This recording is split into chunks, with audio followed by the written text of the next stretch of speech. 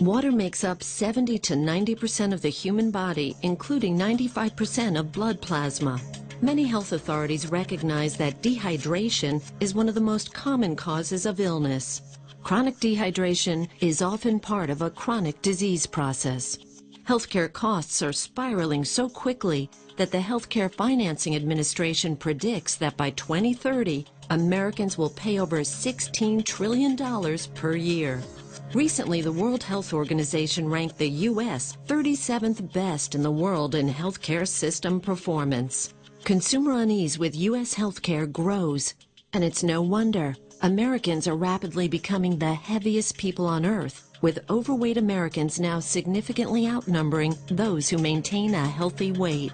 Enagic Incorporated, a Japanese company founded in 1974, is trying to make sure that you don't end up being one of these statistics. Enagic has a technology that turns ordinary tap water into Kangen water.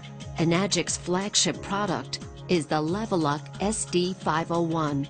This amazing water is a highly energized alkaline water produced with a continuous ionized electrolysis water generating system. Enagic is ISO 9001, ISO 14001, and ISO 13485 certified. Along with these certifications, Enagic is a proud member in good standing with the Direct Selling Association. Other awards include the prestigious International Earth Environment University Environmental Award, awarded to select companies for outstanding achievement in environmental services. Kangen water has 3 important properties that distinguish it from regular water. These properties are the antioxidant value, alkalinity, and microclustering property. In the next few minutes, you will learn about each of these properties, as well as other important benefits to having an Enagic ionizer in your home. Oxidation is the rust on a pipe or the breakdown that occurs when you cut an apple and it turns brown. Antioxidants slow down or stop that process and are found in many fruits and vegetables from Mother Nature. The Japanese call this Kangen water. Kangen translates to return to origin. This antioxidant property of Kangen water can be measured with an ORP meter. This digital meter measures the oxidation reduction potential. A positive reading means it is oxidizing, whereas a negative reading means it is not oxidizing or an antioxidant. Let's look at the ORP values of some of the most popular beverages on the market today and compare them along with Kangen water. I'll go ahead and clean that off now. And when we get our first one, let's go ahead and see what that reading is right there. We've got about a positive 363. We'll go ahead and go into the next one here. Let's get that all cleaned off. We'll bring that right there. And let's see, what are we getting there for a reading? A positive, what, 292?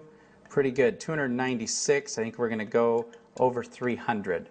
So we'll go ahead and we'll go to the next one there. Now remember, these are positive numbers. We're looking for a negative number. So this means that all of these are actually oxidizing substances to our bodies. So we'll go ahead and we'll go in here to the vitamin water. And we've got what? A positive 214. We'll go ahead and put that back in the clean water. Now we'll get over here into the Dasani and we'll see where the Dasani registers. Now the Dasani is a positive 100, 168, 172. As you can see, it's continuing to climb. We're going to be over 200 here in a moment. That's going to continue to go up. We'll go ahead and just clean that one off. And we'll come back here and we'll check the Aquafina. The Aquafina, we've got a positive, look, it looks like about 150 thus far. It's going to keep on going. We're up to about 180. And I think as we sit and watch it, it's going to be the same as the Dasani. It'll continue to climb to over 200. We'll go ahead and bring this over. In fact, I'm going to skip and come right over to the tap water. And we'll come back and do our Kangen water. Now the tap water has a positive 300. What is that number now? 325, 334, over 350. I think we'll find that'll continue to climb to well over 400. And as we sit and watch that go, I think you're going to see that it will. So we'll go ahead and we'll move on to the next. We're going to come back now and let's see what the Kangen water, the 9.5. Go ahead and put this in here. Now what we're looking for here is a negative number. And I think you can see right now we are at a minus 349, minus 350. You know, we're riding right around the 349, 350. So minus 350, that is a huge change. Enagic ionizers producing Kangen water had the only beverage with a negative reading and the only one with a powerful antioxidant property. In its natural healthy state, the human body is slightly alkaline. The majority of beverages being consumed today are acidic. To help yourself maintain alkalinity, you should drink less beverages that are acidic like soda and bottled water and more beverages that are alkaline. Kangen water is your best choice. Let's look at the next property, the alkalinity. Let's go ahead and test the pH of each of these drinks. Now the pH is done where we use actually pH test drops. And these test drops are actually the same drops that you would use to test the pH in a pool. And we're just going to put 4 drops into each of these glasses. Now the pH scale ranges from 0 to 14. And what you want is you want to be on the high side. You want to be as high as you can get. You don't want to be on the low side. So we're going to go ahead here. We're going to stir these up. We're going to stir up this first one here, the Sprite. And you can see on the, basically on the low side of the pH scale, you've got very, very, an orangish color, which is what you don't want. You get into here to the vitamin water. I thought vitamin water was supposed to be good for you. Well, it's got a very low pH to it. We get in here to the reverse osmosis waters. This surprises a lot of people when they actually see this reverse osmosis water. You go to the store and you buy these bottles and you think that it's really good for you, but yet you can see it just doesn't have that much of a pH value. Now this last glass, this is the tap water.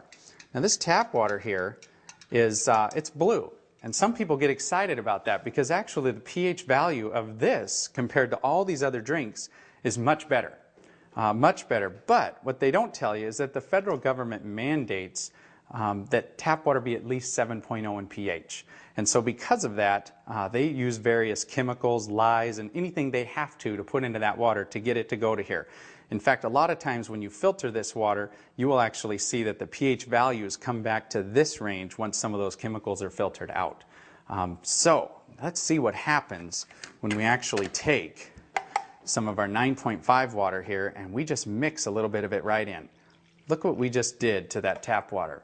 We changed that tap water and we took it from an acidic, or actually it was a somewhat neutral state, to a very alkaline state. We're going to do the same thing over here to the Aquafina, and it very quickly turns purple. You can see that. Here we go again. We're going to get it to go purple just by mixing in some of our water.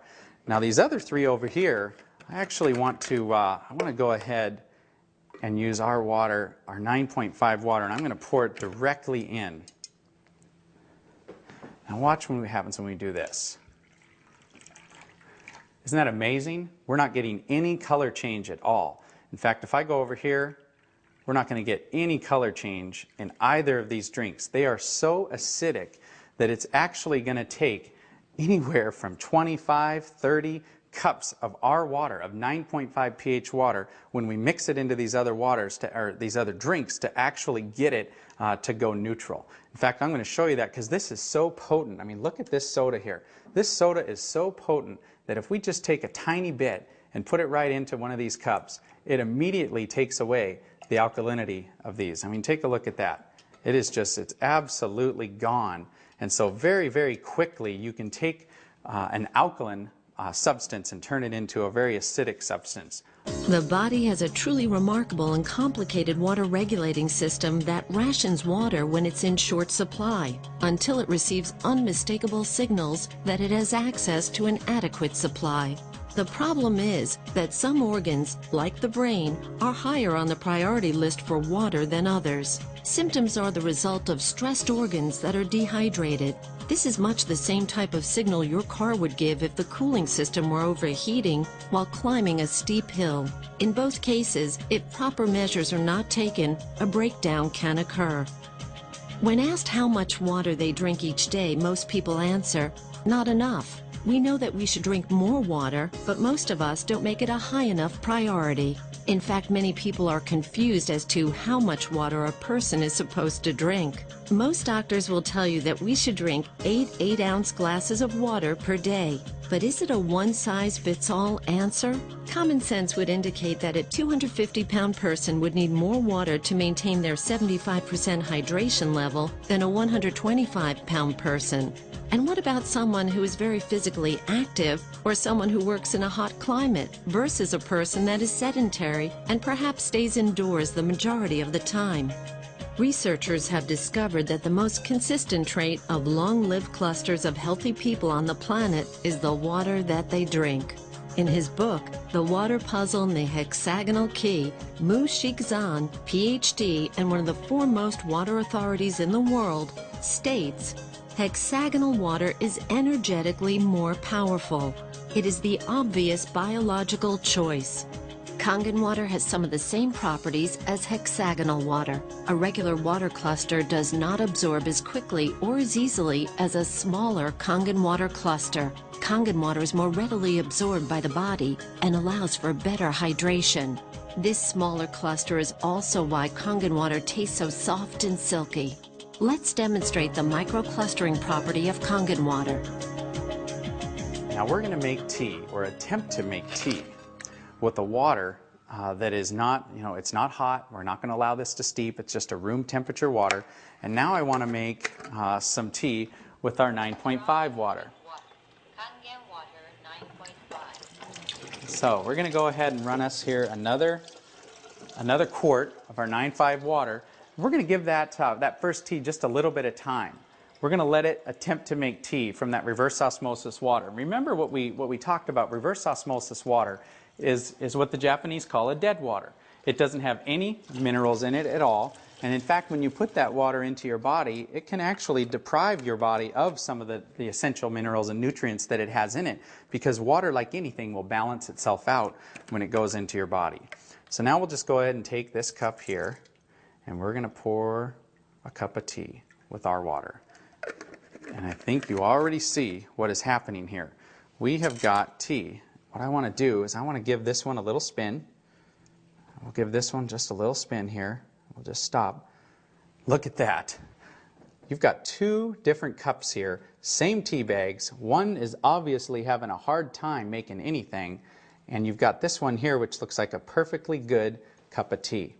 Now what's amazing about the microclustering properties is it actually will multiply the amount of nutrients that you're putting into your body and actually enable your body to use those nutrients. So as I slide this next tea bag over, watch what's going to happen.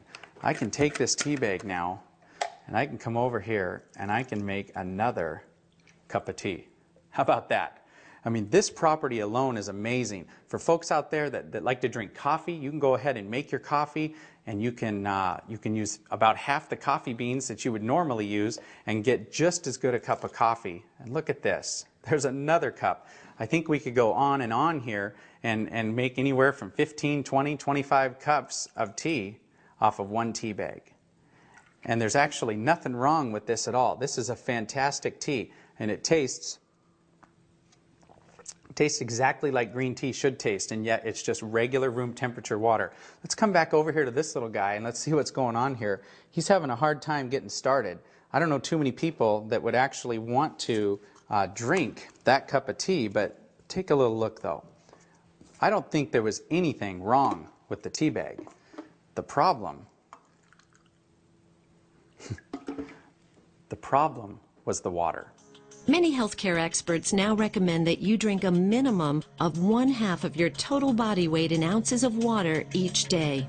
One reason that people don't drink enough water is that all too often water just doesn't taste very good, so we drink other beverages instead of plain water.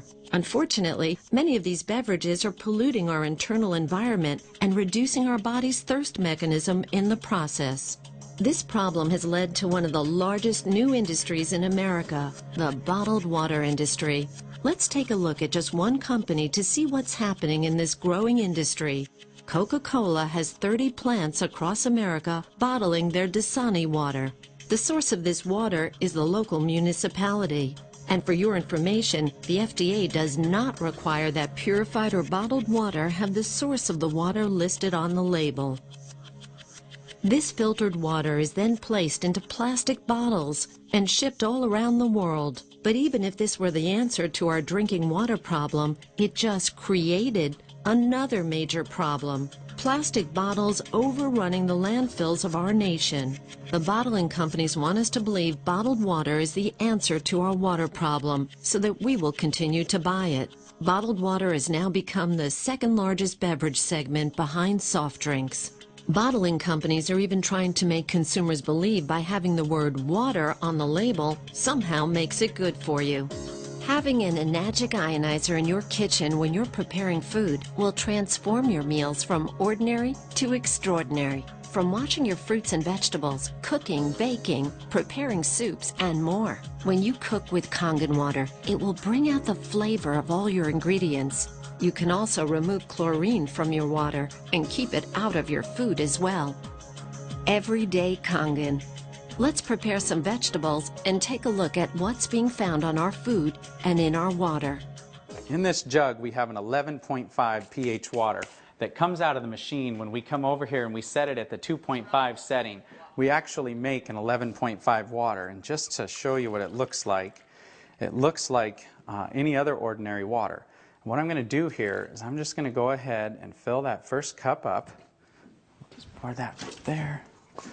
And now for the second tomato cup, what we're going to do is I'm just going to go ahead and use just some regular bottled water, because I think a lot of us are starting to learn. I mean, it doesn't take a genius to see what's being talked about in the news, all the different chemicals that we're finding in our tap water. And so now let's remember that this one on the left, we're going to set this right here. In fact, I'm going to put this jug right here so we remember. And this one on the right, we're actually going to test the chlorine, the amount of chlorine that we have in this tap water. So we'll put 4 drops there. We'll go ahead and stir this up.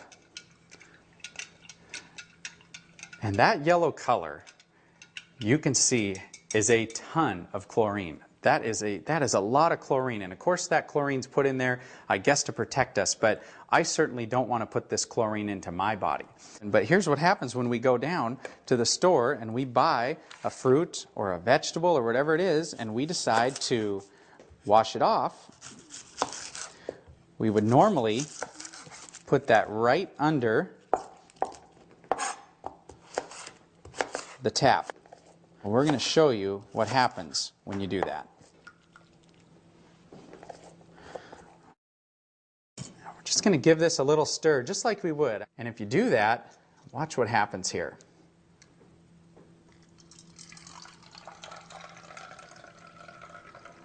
As we pour this out, take a look. What happened to that yellow chlorinated color? You know what happened. It's gone. The reason it's gone is it absorbed right into the onions, which now, of course, we're going to eat. I just put more chlorine drops in there to see how much chlorine's left in that water, and there's none. So let's go back now to these tomatoes, and let's see what's happened. Get a couple more glasses here, and let's go ahead and take a little look here. This is what the Dasani. Reverse osmosis water is in a lot of homes. People have these filter systems that are built right in, and basically they do it because they think that that water is very, very good for you. Now, what did we wash off of these tomatoes with that water?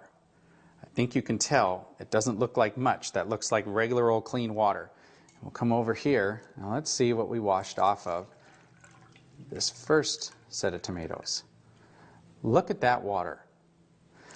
That yellow color right there represents the pollutants that we actually have that are on those tomatoes. Typically, you would actually eat these, and if you were to taste the difference between the two, you will not want to eat these tomatoes. I think everybody knows that as you mix water and oil, they don't mix.